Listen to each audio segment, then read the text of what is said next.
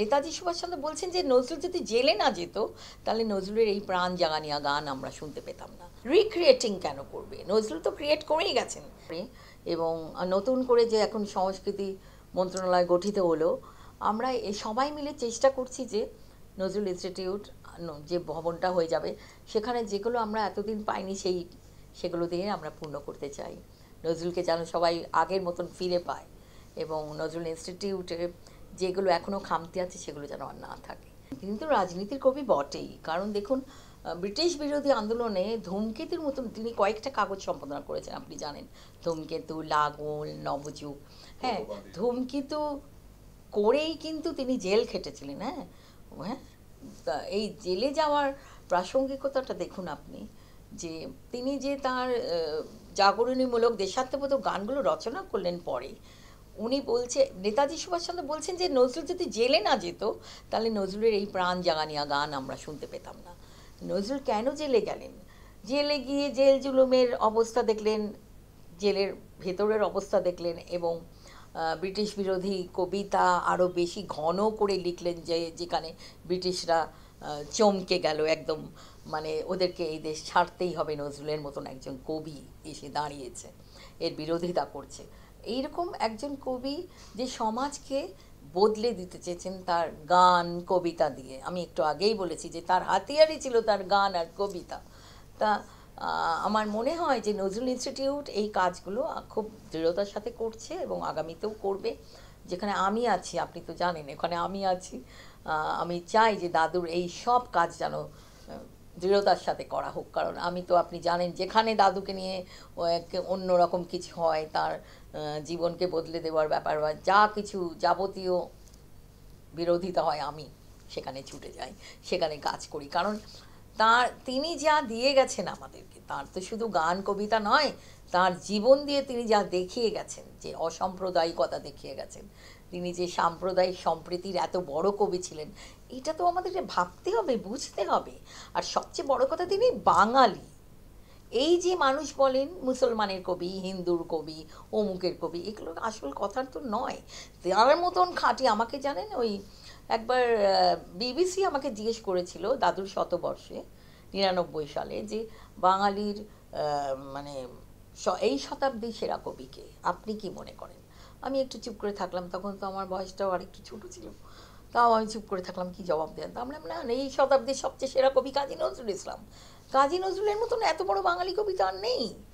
সাম্য, মানবতা, তারুণ্য বলুন, প্রেমের কবি বলুন, সব কিছু মিলিয়ে তিনি, কাজী নজরুল ইসলাম বাঙালির কবি।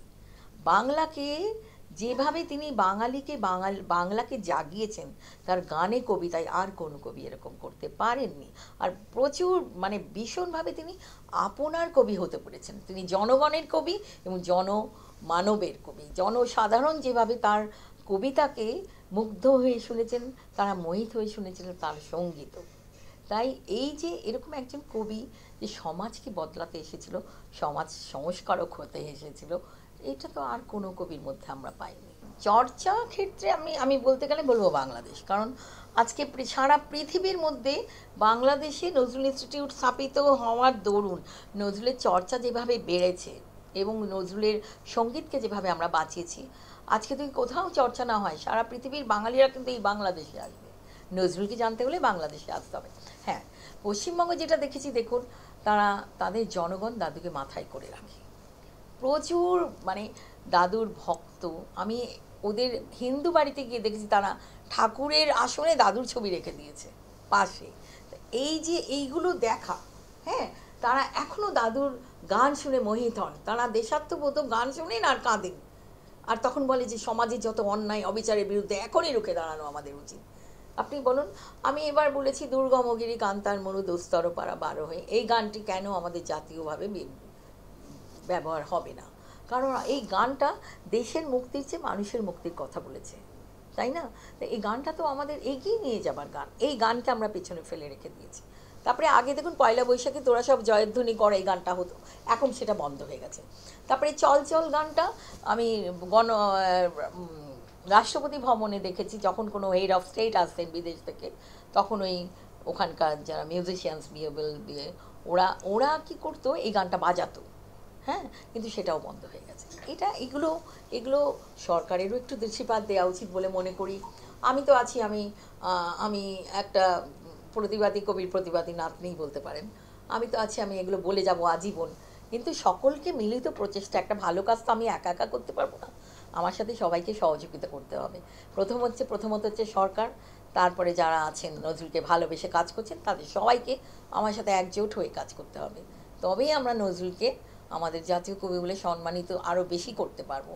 কারণ তার কাজগুলো যেদিন আমরা সকলের কাছে পৌঁছে দিতে পারবো। আমি ছুটি চাচ্ছি, হ্যাঁ, সবসময় বলে আসছি তার জন্মদিনে একটা ছুটি দেওয়া হোক, কারণ তিনি আমাদের জাতীয় কবি, ন্যাশনাল পোয়েট। আর এখনও গ্রামে গঞ্জের মানুষ, যারা খেটে খাওয়া মেহনতি মানুষ, তাদের জন্য দাদু কী লিখে গেছেন, হ্যাঁ, তাদেরও তো জানা উচিত। হ্যাঁ, এই মেহনতি মানুষের মুখে একটু হাসি ফোটাতেও তো দাদু কত কাজ করে গেছেন, কবি কত কাজ করেছেন।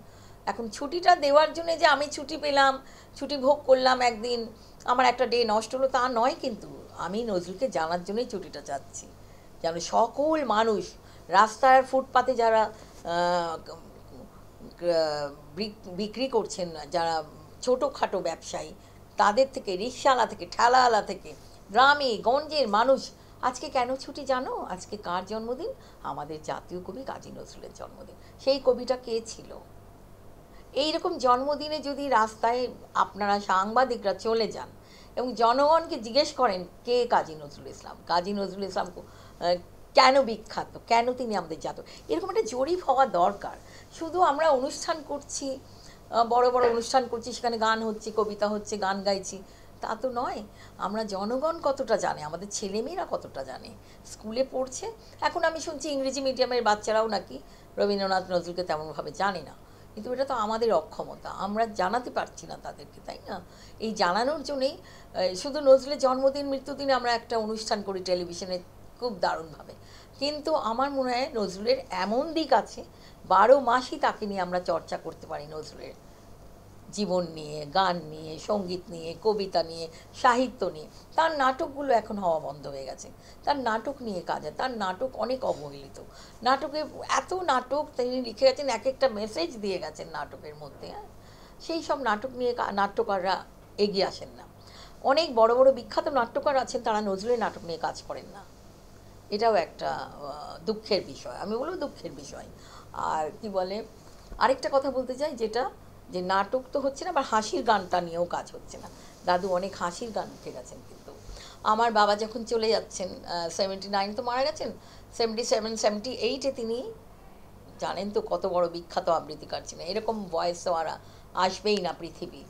বিখ্যাত বাবা বিদ্রোহী লিখে সারা মানুষকে কাঁপালো, এবং সেই বিদ্রোহীটা কিভাবে পড়তে হয়, বিদ্রোহীর মুখ দিয়ে উচ্চারণ করে, কণ্ঠ দিয়ে উচ্চারণ করে তিনি যেভাবে বাঙালিকে মাতালেন, বাঙালিকে দাঁড় করালেন, এটা কিন্তু অভাবনীয়। কারণ কাজী নজরুলের কাছে আমরা বিদ্রোহী নিয়ে যেরকম আমরা তার কাছে চিরঋণী, কাজী সব্যসাচীর কাছেও তেমনই আমরা ঋণী।